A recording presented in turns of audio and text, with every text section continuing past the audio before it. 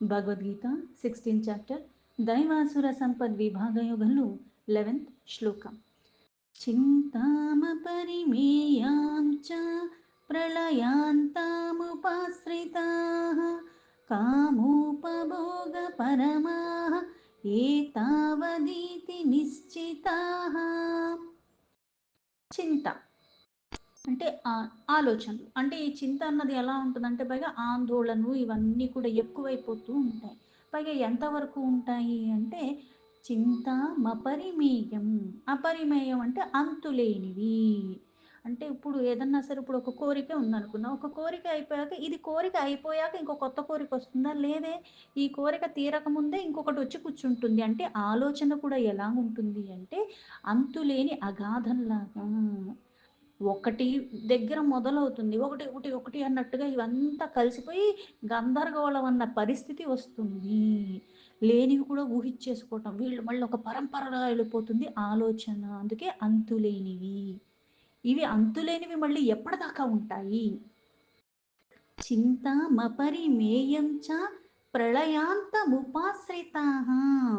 ప్రళయ అంత అంటే ప్రళయం. ప్రళయం దేనికొస్తుంది అంటే నేనైతే ఈ శరీరాన్ని ధరించి ఉన్నాను. పుట్టినవాడికి ఎలా అయితే మరణం ఉందో. ఈ అంతం అన్నది ఎప్పుడు? నేను మరణించే కాలం ఈ శరీరాన్ని విడిచిపెడుతున్నాను.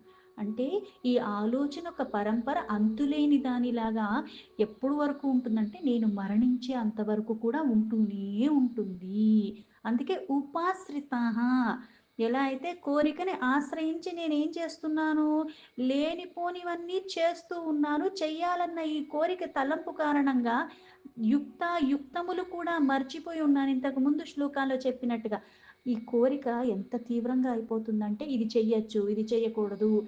పైగా ఇది నాకు హాని చేస్తుందా? అవతల వాళ్ళకి హాని చేస్తుందా? లేకపోతే దీనివల్ల ఏమైనా అనర్థాలు వస్తాయా? ఆలోచన పరంపర గూడా నేను విస్మరిస్తాను. నాకు ఏదైతే మిథ్యా సిద్ధాంతం ఇట్లాంటివన్నీ పట్టుకుని ఉంటారు. అలాగే ఈ ఆలోచన పరంపర కొనసాగుతూ అంటే ఉంటూనే ఉంటాయి. అంటే ఏదైతే మరణకాలం ఆసన్నమైనప్పుడు ఎలా అయితే ఇంతకు ముందు శ్లోకాల్లో చెప్పినట్టుగా దేన్ని నువ్వు అయితే ఆలోచిస్తున్నావో, దేని మీద ధ్యాస ఉందో అదే నీకు మళ్ళీ లభిస్తుంది అని చెప్పాడు. పైగా కొన్ని కొన్ని చేస్తూ ఉండాలి, కొన్ని కొన్ని విడిచిపెడుతూ ఉండాలి. ఈ మనస్సన్నది నిర్మలంగా చేసుకుంటూ ఉన్నప్పుడు మాలిన్యాల రహితంగా నేను మళ్ళీ పరమాత్మ చింతలో ఈ శరీరాన్ని విడిచిపెట్టినప్పుడు పరంపదం లభిస్తుంది. అయితే ఇక్కడ ఈ ఆలోచన యొక్క పరంపరలోనే అంతులేని వాటిల్లోనే నేను ఉండిపోట కారణంగా మరణకాలంలో కూడా అలాగే మరణం ఇప్పుడొస్తుంది రేపొస్తుందని ఏమన్నా అపాయింట్మెంట్ ఇచ్చొస్తుందా? లేదు. అంటే నీకు ఎప్పుడొస్తుందో తెలీదు. కాకపోతే నువ్వు ఎలా ఉండాలో అన్నది నువ్వు తెలుసుకుని నిన్ను మార్చుకుంటూ ఉంటే కనీసం ఆ సమయంలో అన్నా ఉద్ధరింపబడతావు. అలా కాకుండా ఈ చంచలత్వ కారణంగా, ఈ వికారాల కారణంగా దాన్నే ఆశ్రయించి నువ్వు ఎప్పుడైతే నీ జీవితాన్ని కొనసాగిస్తున్నావో, ఆ చింతలు, ఆ ఆలోచనల యొక్క పరంపరలన్న అగాధంలో కూరుకుపోయి ఉంటావు. ఆ ఎరుక లేకుండా ఉంటావు. ఈ కోరికను ఆశ్రయించి ఉన్న కారణంగా మరణం వచ్చేస్తుంది గానీ ఉద్ధరింపబడటానికి వీలు లేకుండా అజ్ఞానమన్న అంధకారంలో ఉంటావు. ఈ అసురీ లక్షణాల కారణంగా. అందుకే కామోపభోగపరమా. కామ ఉపభోగ అంటే ఏవైతే జ్ఞానేంద్రియాలున్నాయి, కోరికలున్నాయి. అయితే ఈ కోరికలు మళ్ళీ ఉపభోగాలంటే ఏవైతే ఇంకా ఇంకా విషయ భోగాల పట్ల కోరిక ఉందని అక్కడే ఆగిపోతున్నాను లేదు, దానికి తగ్గట్టుగా కొన్ని కొన్ని నేను మళ్ళీ ఆచరణలోకి వెళ్ళిపోతున్నాను కదా. అంటే ఆ విషయాలు ఇంకా ఇంకా అవి ఇంకా అనుభవించాలన్న కోరిక తీవ్రమైపోతుంది. మళ్ళీ వాటి మీదే ఇంకా ఇంకా ఎక్కువగా నేను రమిస్తూ ఉన్నాను. దాని కారణంగా అంటే ఏదైతే జీవిత ప్రయోజనం ఉన్నదో, ఇప్పుడు ఉద్ధరింపబడటానికి, నశింపబోయేలాగా చేయటానికైనా జ్ఞానేంద్రియాలు, కర్మేంద్రియాలు, ఈ శరీరం నాకు ఒక వాహనం లాంటిది. గమ్యానికి నేను తీసుకెళ్ళాలంటే ఎళ్ళవలసిన మార్గంలో ఎళ్ళవలసిన విధానంగా వెళితేనే తొందరగా కూడా వెళ్ళగలను. నడిచెళ్ళినా, బండి మీద వెళ్ళినా, ఎలా వెళ్ళినా సరే నేను ఆ మార్గాన్ని స్పష్టంగా తెలుసుకుని అలా పయనం మొదలు పెడితే నేను వెళ్తాను. అయితే ఈ ఆలోచన పరంపర, ఈ కోరికలు, ఈ విలక్షణాలతో కూడుకుని ఏవైతే నాలో అసురీ లక్షణాలు తీవ్రంగా ఉన్నాయో, దీని ప్రభావంగా ఈ భోగాల మీద ఆసక్తితో ఉంటాను. ఈ విషయాలే ఇవే నాకు సర్వస్వం. ఇది లేకపోతే నేను ఉండలేను. ఇట్లాంటి పరంపర నాలో కొనసాగుతూ ఉన్నప్పుడు ఈ జీవిత ప్రయోజనం అన్నది నాకు తట్టదు. అంటే ఉద్ధరింపబడాల్సిన జన్మ లభించినప్పటికీ కూడా దుర్గతులు వైపు నేను వెళ్ళిపోతున్నాను. ఈ కోరికని ఆశ్రయించి ఉన్న కారణంగా ఇటువంటి అసురి ప్రవర్తనలు ఇంకా ఇంకా నేను తీవ్రానికి వెళ్ళిపోయేలాగా నేను వాటి యందే రమిస్తూ వాటిని వదిలించుకునే ప్రయత్నం కూడా చేయకుండా అందులోనే మునిగి తేలుతూ ఉన్న కారణంగా. అందుకే ఏతావధీతి నిశ్చితాః. అంటే ఏతావత్ అంటే ఇలా ఉన్న కారణంగా ఈ విధంగా ఏవైతే అసురీ లక్షణాలు పెంచుకుంటూ దానికి తగ్గట్టుగా ధర్మాన్ని విడిచిపెట్టి అధర్మాన్ని పట్టుకుని ఈ వ్యవహారంలో కూడా నేను అన్నీ కూడా నా కోరికే ప్రధానంగా అస్తవ్యస్తంగా నా జీవితాన్ని తయారు చేసుకుంటూ ఉన్నప్పుడు అప్పుడు ఏమవుతుంది? నిశ్చితాహ. నిశ్చితాహ అంటే ఇది నీకు నిజమైన సుఖమన్న భావనలో అంటే అజ్ఞానమన్న అంధకారం చేత ఈ విషయాలు ఇవే నాకు సుఖము. అంటే ఏ జీవితం అయితే నేను ప్రయోజనాన్ని సంపాదించుకునేలాగా నాకు ఈ మానవ జన్మ ఉందో జ్ఞానము. ఆ జ్ఞానాన్ని విడిచిపెట్టి ఈ అజ్ఞానమన్న అంధకారంలో కూరుకుపోవటమే కాకుండా ఇదే వాస్తవమైన సుఖము. ఇది కదా అసలైన అనుభవం. ఇది అనుభవించకపోతే ఇంక జన్మెందుకు? ఈ జీవితం ఎందుకు? అన్న అందులోనే ఉండిపోతారు. శ్లోకానికి యథాతథ మీనింగ్ తీసుకుంటే చింతామపరిమేయాం చ ప్రళయాంతాముపాశ్రితాః కామోపభోగపరమాః ఏతావదీతి నిశ్చితాః. మరణించేంత వరకు కూడా అంతులేని ఆలోచనలతో, కోరికలతో మునిగిపోతూనే ఉంటూ, విషయాలు, భోగాల్ని అనుభవించాలని ఎప్పుడూ తత్పరులై ఉంటారు. పైగా అదే అసలైన సుఖమన్న భావనలో వాళ్ళు పూర్ణంగా ఉంటారు. సుఖాలకి అలవాటు పడిపోయి పైగా అవే శాశ్వతం అనుకుని ఇంకెందుకు జన్మ తీసుకుందెందుకు? ఇష్టమైంది తిన్నప్పుడు ఇంకెందుకు? ఇష్టమైనట్టు ఉండనప్పుడు ఇంకెందుకు? ఎక్కడ పడితే అక్కడికి వెళ్ళకుండా ఉన్నందుకు ఇంకెందుకు? ఈ జీవితం ఏనికి పనికి రాకుండా చేసుకుంటే ఏమొస్తుంది అన్న ఆలోచన ఉన్నవాళ్ళకి ఏమవుతుంది అంటే, ఈ భౌతికంగా మనకి ఏవైతే కనిపిస్తున్నాయో ఈ భోగప్రాయమైనవి కూడా అవే శాశ్వతము. ఈ అజ్ఞానం అన్న అంధకారంలో ఈ అసురీ లక్షణాల కారణంగా వీళ్ళేం చేస్తూ ఉంటారంటే వాటిలోనే మునిగిపోయి ఎందుకంటే ఆ ఆలోచన ధోరణి వాళ్ళకి ఎప్పుడూ నడుస్తూనే ఉంటుంది. ఇప్పుడైతే ఒక కోరిక వచ్చింది. కోరిక అక్కడితో ఆగిపోతుందా అంటే లేదు. ఆ కోరిక మళ్ళీ పనికొచ్చేది, పనికిరానిది అన్నీ మళ్ళీ కలుపుకొని మళ్ళీ వాటిల కోసం ఇంకోటి, ఇంకోటి, ఇంకోటి అనుకుంటూనే చేసుకుంటూ వెళ్ళిపోయి అసలైన మార్గాన్నే విస్మరిస్తాను. ఎందుకంటే ఇప్పుడు నిజంగా ఏదన్నా సాధన చేసి సిద్ధి పొందాలి అంటే అది చాలా కష్టమైన మార్గం. నాకెందుకు అవన్నీ? నేను సుఖపడాలి కదా! ఇది ఉన్నదెందుకు నేను సుఖపడటానికి? ఈరోజు పోతే మళ్ళీ రేపొస్తుందా? అది తర్వాత ఎప్పుడో చూసుకోవచ్చు. ఎలా అయితే మనకి భగవద్గీత సాధారణంగా ఎప్పుడు పెడుతున్నారు అంటే, అది వినిపిస్తుంది అంటే అర్థం ఏంటి? ఎవరో కాలం చేశారు అని మనకు అర్థమవుతుంది. కాలం చేశాక, కాలం చేసిన వాడికి వింటానుగా, వచ్చినవాడు వింటానుగా, లేకపోతే వాడెలాగో వెళ్ళిపోయాడు, నువ్వు ఇంకా బ్రతికుండాలంటే నువ్వన్నా ఇప్పటి నుంచి అది వింటూ నీ జీవితాన్ని మరల్చుకో. జ్ఞానం వైపుగా వెళ్ళు. అజ్ఞానం దేని వల్ల కలుగుతుంది? పైగా ఈ అగాధంలో కూరుకుపోవటానికి మూలమైనది నీ ఆలోచన. దాన్ని సవరించుకో. ఇట్లాంటి ఆలోచన మనకి కలగదు. ప్రతి ఒక్కళ్ళు మరణించాలి. కాకపోతే జననం తీసుకున్నావు, మరణించే లోపల ఆ జన్మకొక అర్థం, సార్థకం కూడుకునేలాగా నేనేమన్నా చేస్తున్నానా? పైగా దీనివల్ల ప్రపంచాన్ని ఉద్ధరించే అంత సార్థకత నేను తేలేకపోయినా సరే, నా వల్ల ఇతరులకి బాధ కలగకుండా, నన్ను కన్నవాళ్ళకి ఇబ్బంది కలగకుండా, లేతే నేను కన్నవాళ్ళకి ఇబ్బంది కలగకుండా, పైగా నా జన్మ నేను ఉద్ధరించుకుంటే చాలు. ఆలోచనని విడిచిపెట్టాలి. మనిషి ఇక్కడే ఉంటాం. మనసు ఇక్కడ ఉండనీయకుండా చేస్తుంది. ఎక్కడెక్కడికో తీసుకెళ్ళిపోతుంది ఈ చింత. చింతలో పడిపోతే చెంతకి ఉన్నవన్నీ కూడా నా కోసమే ఉన్నాయి. అవి లేకపోతే నేను లేకపోతే వాళ్ళుండరు. ఇటువంటి అపోహలకి వెళ్ళిపోతూ ఉంటాం. అలా వెళ్ళిపోయి ఈ జీవితాన్ని మళ్ళీ వృధా చేసుకుంటావు. శక్తి ఉన్నప్పుడు దాన్ని సరైన మార్గంలో పెడితే అది నీకు ఎలా అయితే తొందరగా శక్తి ఉంది గదా! నేను 20లో, 40లో చేసినట్టుగా 60లో, 80లో చెయ్యలేను. ఎందుకంటే నా శరీరం ఇక్కడి నుంచి అక్కడికి వెళ్ళాలంటే నిద్ర గావాలి నాకు. ఎందుకంటే అంత శక్తి శరీరానికి ఉండదు సహజంగానే. వృద్ధి, సిద్ధి అన్నది ఒక వయసు అయిపోయిన తర్వాత పైగా ఈ 40లో వచ్చేంత వరకైనా నేను ఏదన్నా కాస్త ఎక్సర్‌సైజ్, ఫిట్‌నెస్, ఫుడ్‌లో అన్నిట్లో కంట్రోల్ ఉండి చక్కగా ఎంత తినాలో అంతే. అందుకే ఇంతకు ముందు శ్లోకాల్లో స్పష్టంగా చెప్పాడు. నీకు కొన్ని కొన్ని సాధనలు చేయటం ఇవన్నీ రాకపోయినా సాధారణంగా చాలా చాలా తేలికపాటిగా ప్రతి ఒక్కళ్ళకి అర్థం చేసుకునే మితంగా తిను, మితంగా ఉండు. అంటే ఎంత మాట్లాడాలో అంతే మాట్లాడాలి. ఎంత తినాలో అంతే తినాలి. అక్కడ అంతా ఉంది కదా అని అన్నీ లోపలేసుకోకూడదు. అలాగే ఎంత పడుకోవాలో అంత పడుకోవటానికి పెద్ద మంచం ఉంది గదా అని ఈ రోజంతా 24 గంటలు పడుకుంటానంటే కాదు. ఈ శరీరం అలా కాదు చెయ్యబడింది. దీనికి ఎంత కష్టపెట్టాలో అంత కష్టపెట్టాలి. దీన్ని ఎంత ఆహారం ఇవ్వాలో అంతే ఇవ్వాలి. దీన్ని ఎలా వినియోగించుకోవాలో చక్కగా వినియోగించుకుంటే ఈ జన్మ కాదు ఎన్నో జన్మల నుంచి నువ్వు మోసుకొస్తున్న వాసనలన్నీ కూడా తొలగించి నిన్ను పరమ పదానికి చేర్చగలిగే శరీరం నీకు లభించింది. ఆ అవగాహన తెచ్చుకోవాలి. ఈ ఆశలు, కోరికలు ఇవి తీసుకోవటానికే నా జన్మ అన్నట్టుగా మళ్ళీ ఇవి నెరవేరకపోతే మళ్ళీ కోపాలు, క్రోధాలు ఇవన్నీ తెచ్చుకుని, మళ్ళీ బాధలు పెంచుకుని, ఇవన్నీ మళ్ళీ ఏం చేస్తున్నాము అంటే, ఈ భవసాగరాన్ని దాటలేకుండా మళ్ళీ బంధనాల్ని పెంచుకుంటున్నాం. అందుకే ఇంతకుముందు చెప్పింది దైవీ సంపద ఉన్నవాడు పరమపదం పొందుతాడు. మోక్షం. అసురీ లక్షణాలు ఉన్న వాళ్ళకి బంధనాలు పేరుకుపోతాయి అంటే ఎందుకు పేరుకుపోతున్నాయి? ఈ కోరికల కారణంగా. అందుకే మనకి భక్తయినా సరే సకామం నుంచి నిష్కామకి చేర్చాలి. అందులో వృద్ధి కనపట్లేదు. మార్పు లేకుండా ఈరోజు ఇది కోరాను నాకిచ్చేసాడు. తర్వాత ఇది కోరుకున్నా నాకిచ్చేసాడు. అసలు నాలో ఎంత భక్తుందో, నేనెంత పుణ్యాత్తురాలినో, నేను ఏదడిగితే అది ఇచ్చేస్తున్నాడు పరమాత్మ అంటే నేను మళ్ళీ అజ్ఞానంలో అడుక్కునే దానిలా కూర్చునున్నానింక. ఇది కావాలి, అది కావాలి, అది కావాలి, ఇది కావాలి. నీకు అన్నిటికన్నా పరమమైంది ఈ శరీరంలో ఇచ్చి పెట్టాడు. జ్ఞానాన్ని పెంచుకోవటానికి జ్ఞానేంద్రియాలు ఇచ్చి పెట్టాడు. దాన్ని ఎలా వినియోగించుకోవాలి?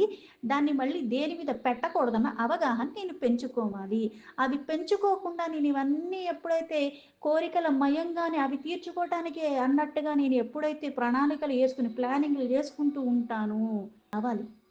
కొన్ని సాధనలు చేయాలంటే కూడా నియమమే పాటించాలి. అది ప్లానింగే, ఇది ప్లానింగే. కాకపోతే అది నిన్ను ఉద్ధరిస్తుంది. ఇది నిన్ను అధోగతి పాలు చేస్తుంది. ఈ వ్యత్యాసం తెలియాలి. ఈ తేడా తెలియాలి.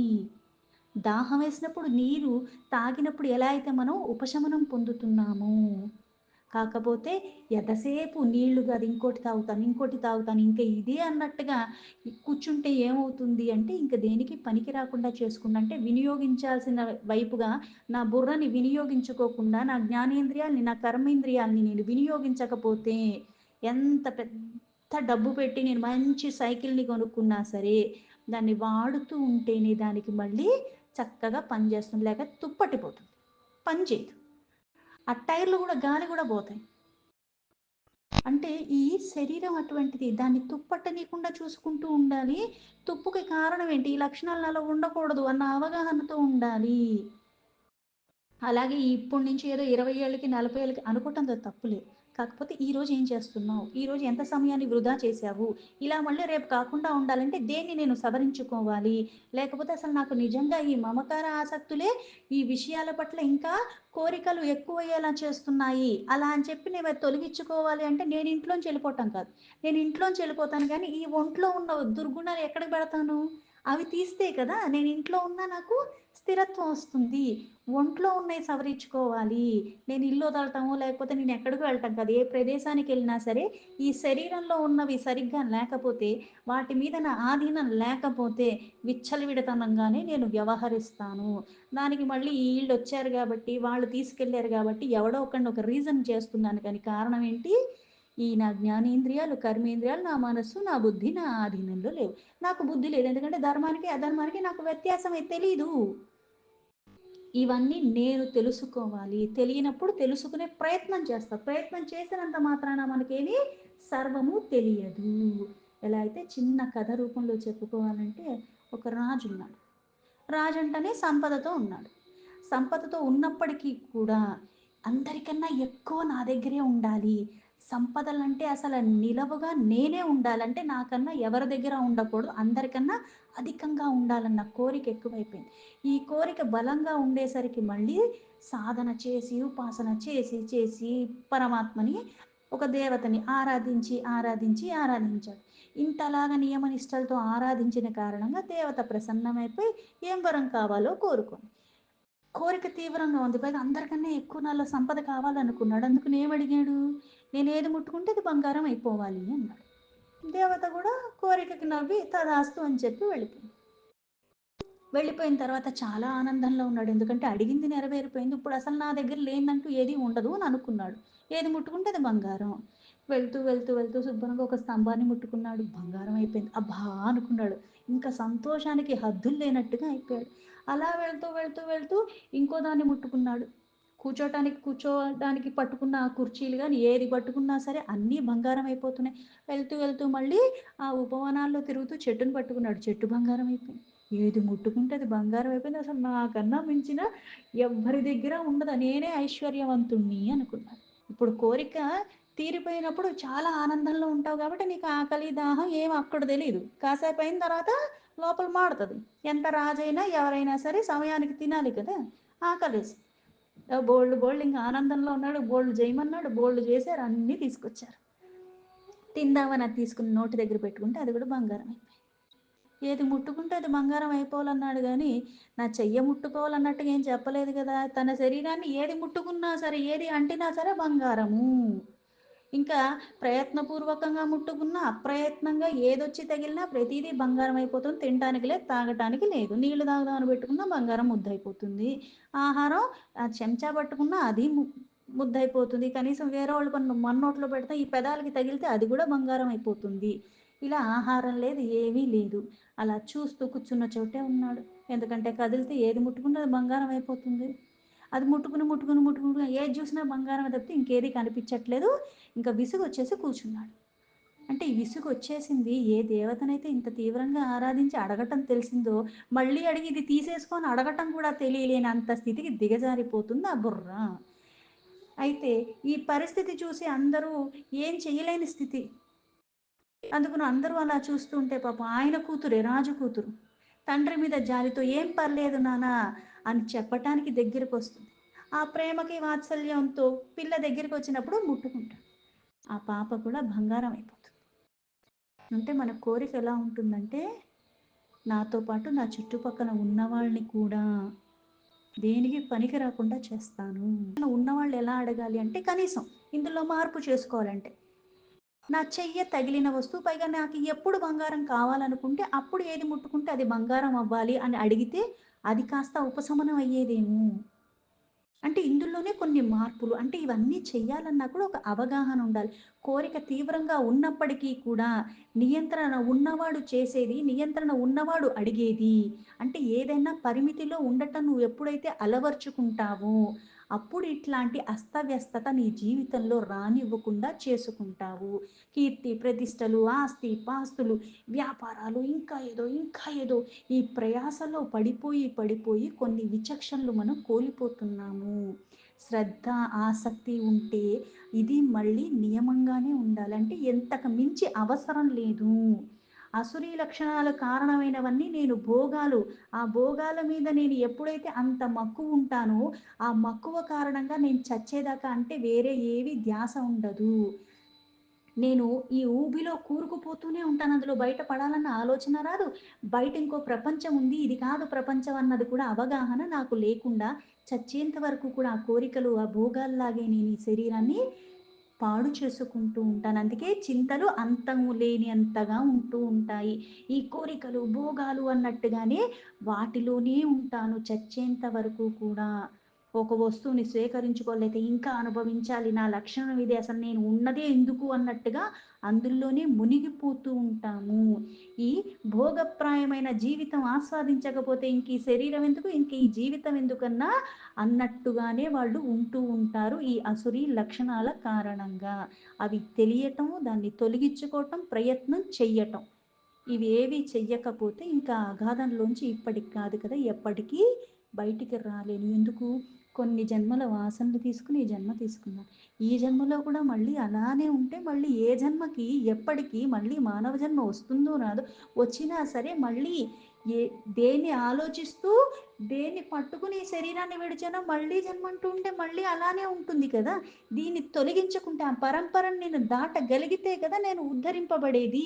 ఈ ప్రవాహంలోనే కొట్టుకుపోతూ కోరిక, భోగం, సుఖం ఇవే శాశ్వతం. అవే కావాలి అనుకుంటూ అధర్మాన్ని పట్టుకుని ఉన్నప్పుడు నేను గ్రహిస్తూ ఉన్నప్పుడు ఈ అజ్ఞాన కారణంగా ఈ అజ్ఞానమన్న అంధకారంలో ఉండిపోతాను. అంధకారం నుంచి బయటికి రావటానికి వెలుగు కావాలి. అది జ్ఞానము. దాన్ని నేను ఆశ్రయించట్లేదు. పోనీ అటువంటి వాళ్ళ సంపర్కానికి కూడా నాకు కలగకుండా వీటిల్లోనే ఉండిపోతున్నాను. అందుకే ఈ ప్రాపంచిక సుఖాలు అన్నవి ఆనందాన్నే ఇస్తాయి. కాకపోతే అయి నీకు బంధనాలు పెంచుతాయి. అవి అధోగతి పాలు చేసేస్తాయి. దుఃఖపూరితంగా నీ జీవితాన్ని మరుస్తున్నాయి. అందుకని అది తెలుసుకుని మార్చుకునే ప్రయత్నం చేయాలి. దీంతో భగవద్గీతలో 16 చాప్టర్‌లో దైవాసుర సంపద్విభాగ యోగంలో 11th శ్లోక సంపూర్ణం.